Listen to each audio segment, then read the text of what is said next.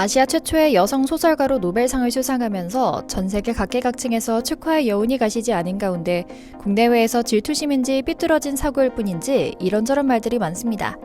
해외에서는 중국이 그야말로 난리가 났고 국내에서도 일부 인사들이 그녀의 역사의식을 지적하고 있는 건데요. 먼저 중국은 늘 하는 레퍼토리 그대로 벗어나지도 않고 욕합니다.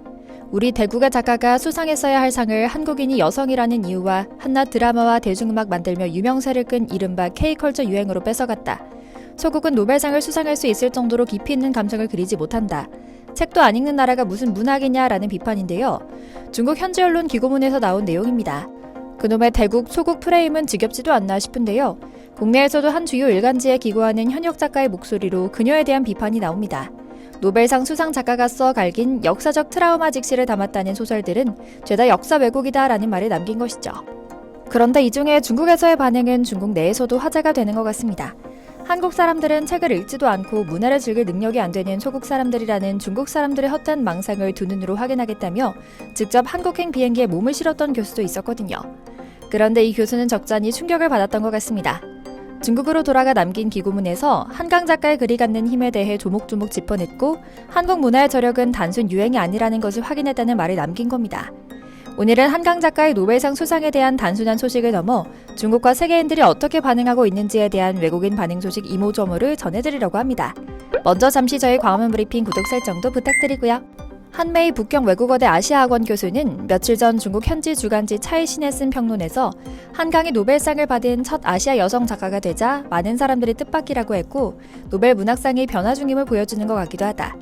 그러나 자세히 보면 한강의 수상은 결코 완전한 우연이 아니었다는 문장으로 자신이 한국에서 직접 보고 느낀 한강의 문학을 읽고 느낀 내용을 가감없이 풀어냅니다. 먼저 그는 외국어를 가르치는 대학에서 교편을 잡고 있는 인물이긴 하지만 여느 중국인처럼 중국의 문화가 대륙에 더 크고 더 멋진 것이라는 인식을 갖고 있는 인물이었던 것 같습니다. 그래서인지 알게 모르게 중국 문화 외에 특히 한국 문화에 대해서는 일시적인 유행일 뿐이라는 낮잡아보는 인식이 있었던 것 같습니다. 실제로 중국에서는 노벨상 수상 이후 중국 인터넷에는 저마다의 한국 여행이나 유학 경험을 말하며 갑론을박이 오고 갔는데요. 대체로 한국 사람들은 책도 읽지 않고 문화적 소양에 떨어지는 것 같다는 인식이 더 강하게 나타나고 있었죠. 그래서인지 이 교수도 좀 궁금했던 것 같습니다. 그는 곧바로 한국행 비행기에 몸을 싣고 서울로 향합니다. 광화문 교보문고에 들르기도 하고 오고 가는 전철에서 사람들을 관찰하기도 하고요. 대학에 들러 학생들의 모습을 보기도 합니다. 노벨상 수상 때문인지는 몰라도 꽤나 책을 읽고 있는 모습은 인상적이었지만 확실히 중국에서 듣던 대로 대체로 문학 등 정통파 예술을 향유하는 사람들은 많지 않은 것 같았죠. 하지만 도착한 날 저녁 친하게 지내다가 한국에서 중국어를 가르치는 동료 교수를 만난 자리에서 들은 내용은 그의 사고방식을 완전히 깨버린 내용으로 가득했습니다. 한국의 문화적 힘은 확실히 고전을 읽고 고민하는 데서만 나오는 것은 아니며 대중가요와 드라마로 대표되는 대중문화를 즐기는 것 또한 그 자체로 의미 있는 문화 소비 행위일 뿐만 아니라 이를 만들어내는 창의력과 감성은 다른 민족과 비교할 수 없을 정도로 깊이 있다는 겁니다. 그렇게 돌아온 그는 한강의 문학을 다시 읽게 됐고 편견을 버리니 감동이 가득했다는 감상을 내놓을 수 있게 된 것이고요. 한 교수는 말합니다. 한강이 올해 54세에 불과해 역대 노벨상 수상자 평균 연령 65세에 비해 확실히 젊은 세대에 속하긴 하지만 한강의 문학 창작 기간은 벌써 30년이 됐고 성과 또한 그에 못지않다라고 확언합니다. 이어 한강 작가의 출생, 가정환경, 등단 등 경력을 비롯해 채식주의자와 소년이 온다 같은 대표작의 내용과 숨은 의미를 상세히 소개하기도 했는데요. 중국이라는 사회주의 공산당 일당 독재국가에서는 감히 풀어낼 수 없는 잘못된 사회에 대해 일어서는 민주게임 같은 표현을 슬쩍 빼긴 했지만 꽤나 진보적인 감각으로 그녀의 작품에 대한 해설을 풀어냈죠. 그는 특히 한강 작가의 작품에 대해서도 솔직한 평을 내립니다. 채식주의자에 대해서는 인간의 복잡한 싸움에 대한 질문으로 요약할 수 있다. 여성 작가 특유의 세심함과 민감함으로 한국인이 가정과 사회에서 처한 곤경과 겪었던 상처를 그리고 그들의 불행과 고통을 드러냈다. 여성과 세상의 모순에 대한 한강의 묘사가 특히 깊이 있는 것 같다라고요. 그런데 이어 그는 한강 작가의 글을 읽을 때 그럼에도 주의할 점이 있다. 이 작가가 여성이기 때문에 라는 생각을 빼야 한다는 것이다 라고 말합니다. 물론 그가 여성이어서 여성의 입장에 공감하기 더 쉽기 때문이기도 하지만 이를 근거로 한강의 소설이 여성 문학에 속한다고 단정할 수만은 없다. 그녀가 그린 남성 역시 직장, 가정에서 좌절을 겪고 붕괴 근처를 지났는데 객관적으로 보면 한강은 남녀 성별에 대한 주목을 이미 초월한 것이다. 남녀 프레임으로만 볼 수 없다고 말했죠. 한 교수님 마지막으로 중국인들의 편협한 사고와 한국 문학을 무시하는 행위에 대해서도 쓴소리를 날립니다. 중국에서는 아마도 소년이 온다 같은 작품을 정치적 각도에서만 바라보며 정부와 사회에서 분란을 일으킨 배경에 집중하는 것 같다. 하지만 이렇게 우리가 알고 있는 정치적 각도에서만 뭔가를 바라보고 전통을 깨고 보편성을 가진 인간에 집중해 그를 살피는 노력을 해야 할 것이라는 말을 남기고 싶다. 한강의 소설은 줄거리가 상대적으로 단순하고 구조 역시 비교적 느슨하며 어조가 침울한 편이어서 그다지 흡인력이 없어 보이는 것은 사실이다. 하지만 그건 매우 얕게 봤을 때만 일어나는 일이다. 그 소설들에는 신기한 힘이 있어 독자가 책을 놓지 못하게 하고 책을 덮은 뒤에도 깊은 인상을 남길 수 있는 저력이 있다. 한강의 노벨문학상 수상은 한국 문학, 더 나아가 아시아 문학이 구라파와 미국 문학계의 주목을 받고 있다는 의미로 받아들이고 우리 중국도 축하해야 할 일이다. 한국의 문화적 파급력과 저력에 적잖이 놀랐다고 말입니다. 학식 있는 외국인이 자신에게도 쌓여있던 편견을 깨고 한국 문화와 한강 작가의 작품을 살펴본 곳이 새롭고 또 멋진 발전이다 싶은 글이었고요.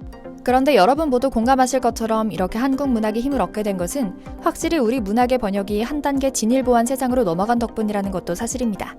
한국 문학을 읽고 우리 감성을 이해하면서도 해당 나라 문화와 감정선도 정확하게 이해해 멋진 번역판을 만들어낼 수 있는 푸른 눈의 번역가가 많아졌기 때문인데요. 결국 이는 한국 문화의 저력 덕분에 이들이 어릴 때 자라오면서 한국 음악, 영화, 드라마를 접하고 한식을 먹으면서 우리 한국인끼리만 공유하던 정서를 이해할 수 있게 됐고 자연스레 한국 문학 번역가의 길을 걷는 사람들이 늘어난 덕분이기도 합니다. 결국 대중문화라며 마냥 무시할 수 없다는 반증인 겁니다. 실제로 해외 주류 언론에서는 한강의 노벨상 수상의 번역이 결정적인 역할을 했다는 평도 심심찮게 내리고 있습니다. 영국 가디언지는 한강에 대해 매우 중요한 목소리와 놀라운 인간성을 가진 작가라 평하며 영어로 읽었을 때도 한국어의 감칠맛 나는 표현을 그대로 느낄 수 있다는데 감탄을 금할 수 없다라는 코멘트를 달았는데요. 정말 우리나라에서도 한 작가의 노벨상 수상은 개인적 성취이기도 하지만 무려 100여 년 전인 1922년 구운몽의 영어 번역본 출간을 시작으로 102년간 한국 문학을 해외에 알려온 노력이 맺은 결실이기도 하다는 생각이 드는 지점이죠. 특히 1968년 일본 작가 가와바타 야스나리가 설국을 필두로 노벨 문학상을 수상하며 일본 문학은 세계에서 젠치하는 사람들이라면 누구라도 한 번씩 사서 읽을 정도로 세계 시장에서 잘 나갔다는 것을 떠올리면 앞으로가 더 기대되는 상황이고요. 물론 그간 내부의 적도 많았습니다. 우리나라에서는 불과 몇 년 전까지만 해도 한국 문학은 깊이가 없다, 서양에 비해 얄팍하다는 말들을 심심치 않게 할 정도로 한국 문학을 폄훼하는 목소리가 많았습니다. 특히 한국어 자체가 번역하기 까다롭다는 이유로 한국 문학이 세계에서 제대로 인정받지 못한다고 여겨졌죠. 하지만 이 모든 변명이 한강 작가의 수상으로 인해 사라지게 된 겁니다. 한강 작가의 단짝이기도 한 번역가 데보라 스미스는 채식주의자를 영어로 번역해내면서 한국 문학이 해외에서도 인정을 받을 수 있도록 큰 기여를 했습니다. 그로 인해 한강의 소설이 2016년 부커상을 수상하게 된 것이죠. 사실 한국어는 세계에서 가장 과학적인 언어로 꼽히지만 번역하기가 매우 어려운 언어로도 알려져 있습니다. 특히 소설 분야에서 한국어의 특성을 다른 언어로 옮기는 것은 매우 까다로운 작업입니다. 그 이유는 한국어가 가진 표현의 다양성과 감정의 미묘한 차이를 살리기 어렵기 때문인데요. 예를 들어 노랗다, 누렇다, 누리끼리 하다 같은 미묘한 차이는 한국어를 모국어로 하는 사람들만이 제대로 이해할 수 있는 뉘앙스입니다. 영어로는 단순히 옐로우라고 번역할 수밖에 없으니 그 차이가 온전히 전달되지 않는 거죠. 또한 한국어의 의성어 의태어는 다른 언어에 비해 매우 발달해 있습니다. 한국어에서 사용하는 톡톡, 똑똑, 덜컹 같은 소리와 동작을 묘사하는 단어들은 영어로 번역할 때 그 느낌을 정확히 전달하기 어렵습니다.